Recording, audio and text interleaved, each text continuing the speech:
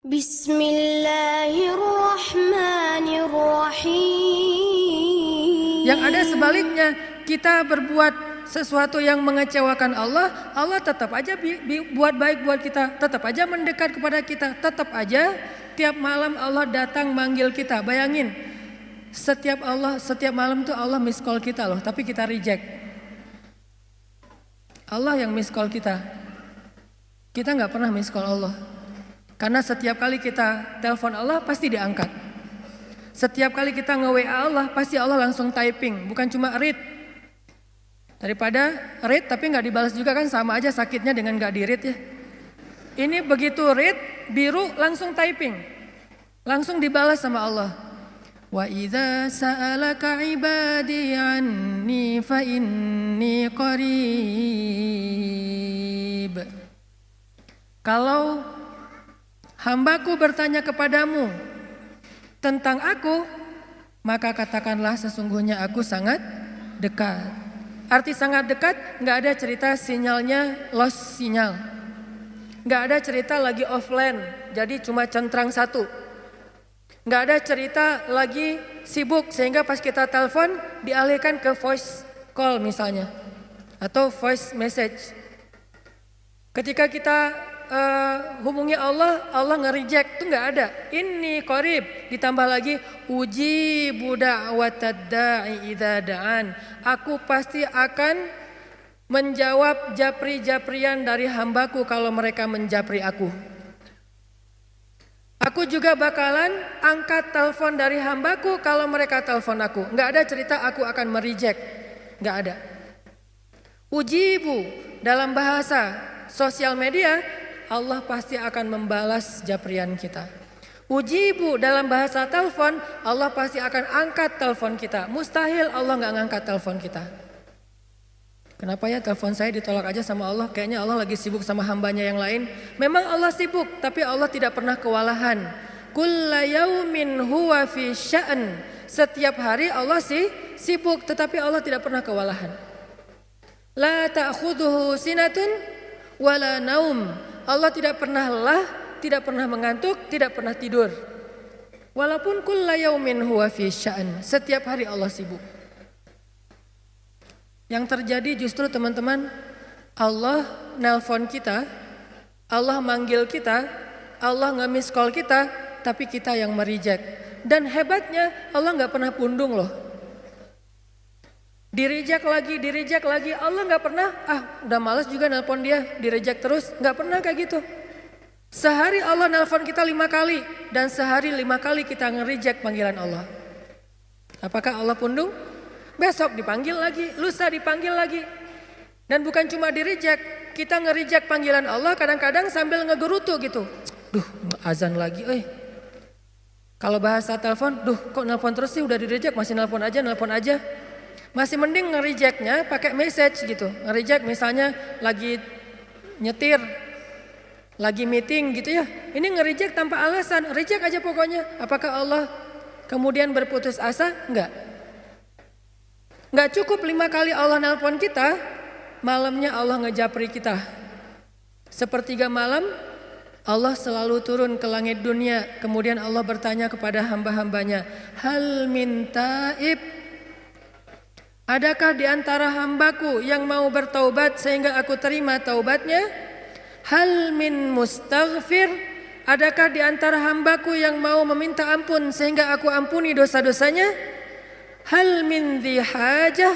Adakah di antara hamba-hambaku yang punya masalah sehingga aku tolong dari masalahnya? Allah japri kita setiap malam teman-teman, setiap malam. Apakah kita mengangkat atau membuka japrian Allah? Enggak. Kita tidur. Allah japri, kita tidur. Pas kita bangun, Allah telepon, kita reject. Dan itu terjadi bukan sekali 2 kali, sehari 2 hari teman-teman, bertahun-tahun kayak gitu. Dari sejak umur kita 12 tahun sampai umur kita sekian belas atau lebih 20 tahun, ternyata kita terus nge-reject dan tidak menghiraukan panggilan Allah Subhanahu wa taala. Tapi Allah masih manggil kita, ya ibadi, wahai hambaku, ditelepon lagi, gak pernah berhenti.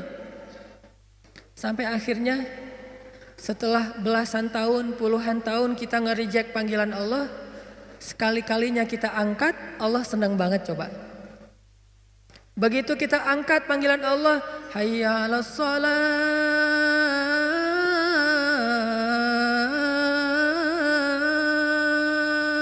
Kita berwudu nih. Kita datang ke masjid. Begitu kita datang ke masjid, seolah-olah Allah menyambut kita di pintu masjid. Saking sayangnya Allah kepada kedatangan kita, saking senangnya Allah kita angkat teleponnya, sampai Allah cerita-cerita kepada yang lain. Kalau bahasa kita, telepon gua diangkat loh, gitu coba. Padahal kan Allah gak butuh kita kan ya. Kalau kita butuh kepada seseorang terus kita kayak gitu, wajar. Telepon gua diangkat loh sama dia. WA gua dibaca loh. Dia lagi typing loh. Dia lagi ngebales. Kenapa kita cerita ke teman kita? Karena kita merasa butuh kepada orang itu keren, orang itu luar biasa. Dan kita merasa bangga kalau dibalas japriannya oleh orang tersebut. Tapi Allah gak butuh kita teman-teman. Sama sekali gak butuh. Seandainya semua makhluk berkumpul lalu taat beribadah kepada Allah Subhanahu wa taala, semua itu tidak menambah kebesaran Allah walaupun setetes air dari ujung jarum yang dicelupkan ke dalam laut, enggak nambah sama sekali. Karena Allah tidak akan bertambah kehebatannya gara-gara ketaatan kita, enggak bertambah. Artinya ketaatan kita tuh enggak ngaruh, kayak kita naruh garam di dalam laut, enggak makin asin. Kita naruh gula di dalam laut, gak berubah menjadi manis, gak ngaruh sama sekali. Jadi Allah gak butuh kita. Atau sebaliknya, semua manusia dan jin berkumpul, terus serentak bikin dosa di hadapan Allah, itu juga tidak akan mengurangi kebesaran Allah walaupun sebesar setetes air dari ujung jarum yang dicelupkan ke dalam laut. Gak ngurangin sama sekali. Allah itu ghaniyun 'anil alamin, gak butuh kepada hambanya, gak butuh sama sekali. Tapi kenapa ekspresi Allah itu kayak orang butuh banget? Disitulah rahmatnya Allah Subhanahu wa taala. Saking Allah penyayang sama kita, ekspresi Allah seolah-olah kayak orang butuh, coba. Saking sayangnya.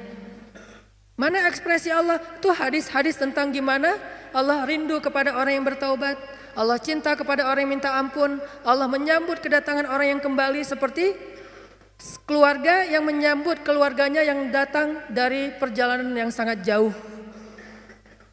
Sampai Nabi menggambarkan gembira atau ekspresi Allah itu excited banget kalau hambanya bertaubat. Nabi menganalogikan gimana teman-teman? Kayak seorang laki-laki yang lagi musafir nih. Dia naik onta di tengah padang pasir.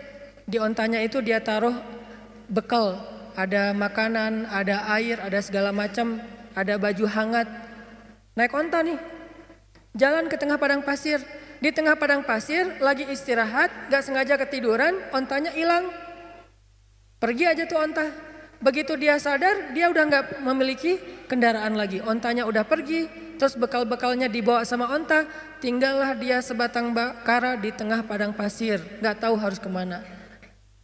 Dia lari-lari kayak Siti Hajar, mondar-mandir nyari, ontanya nggak nemu, sampai akhirnya dia kelelahan. Ketika dia udah kelelahan, seharian mengejar-ngejar onta dan udah dehidrasi, kehabisan cairan, akhirnya dia pun tertidur. Tertidur antara tidur atau pingsan gitu karena saking lelahnya dan dehidrasi. Begitu dia sadar, dia melihat ontanya ada di sebelahnya tiba-tiba. Dan ketika dia ngelihat ontanya ada di sebelahnya dengan bekalnya yang masih utuh, akhirnya saking bahagianya orang tersebut dia pun berteriak mengatakan, Allah, anta abdi wa ana rabbuk.